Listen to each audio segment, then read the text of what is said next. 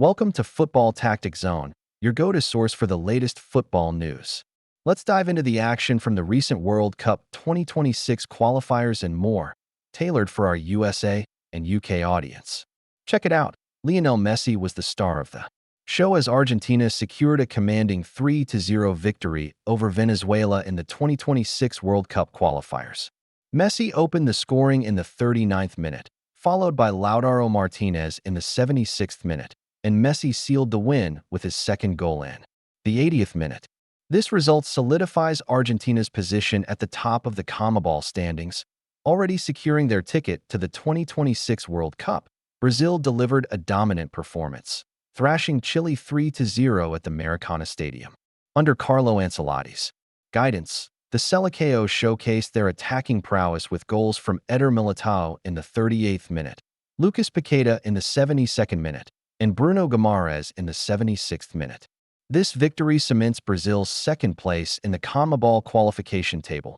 Uruguay continued their strong run in the CONMEBOL qualifiers, defeating Peru 3-0.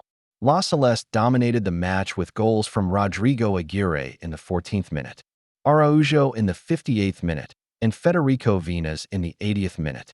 This result propels Uruguay to third place in the standings with 27 points.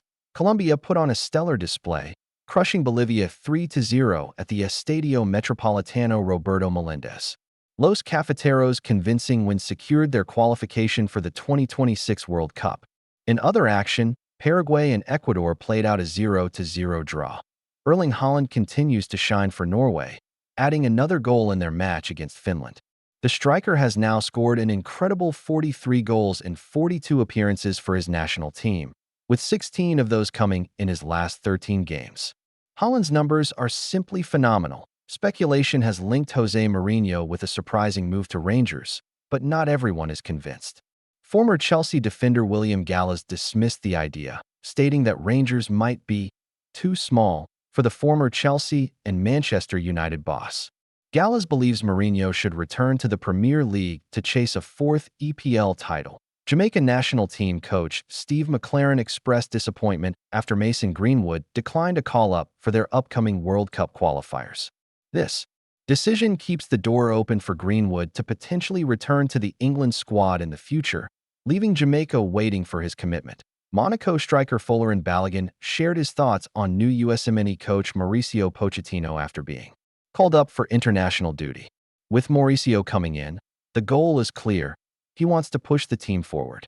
My first impression of him and his staff is that they've been great to me. They welcomed me warmly and made me feel at home, Balogun said. Bayern Munich is optimistic heading into the 2025 to 2026 UEFA Champions League, with Jamal Musiala included in their 23-man squad. Despite earlier concerns about his fitness, manager Vincent Kompany's decision to include Musiala signals a major step toward his return to the starting lineup. Musiala confirmed his recovery is on track. Harry Maguire's future at Manchester United remains uncertain, with reports linking the England defender to two top Saudi Pro League clubs. These teams are eager to sign him before the transfer window closes on September 23rd, sparking speculation about a potential move away from Old Trafford. Everton striker Beto credited David Moyes for his resurgence last season. Beto scored 8 Premier League goals, 7 under Moyes' management. Despite Moyes' critical approach, Beto explained how the manager pushed him to improve consistently. Former Premier League star Julian Lescott backed Mikel Arteta's cautious approach in Arsenal's 1-0 loss to Liverpool at Anfield.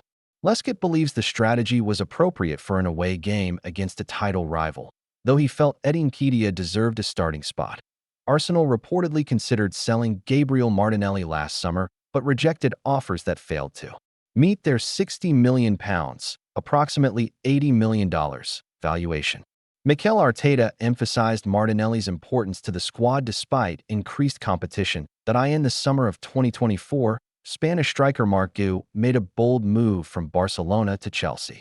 Despite limited playing time early in his Chelsea career, Guiu remains confident in his decision, stating he has no regrets and believes he made the right choice. Italy's national team is ready to rediscover its identity under new coach Gennaro Gattuso, according to midfielder Nicolo Barella.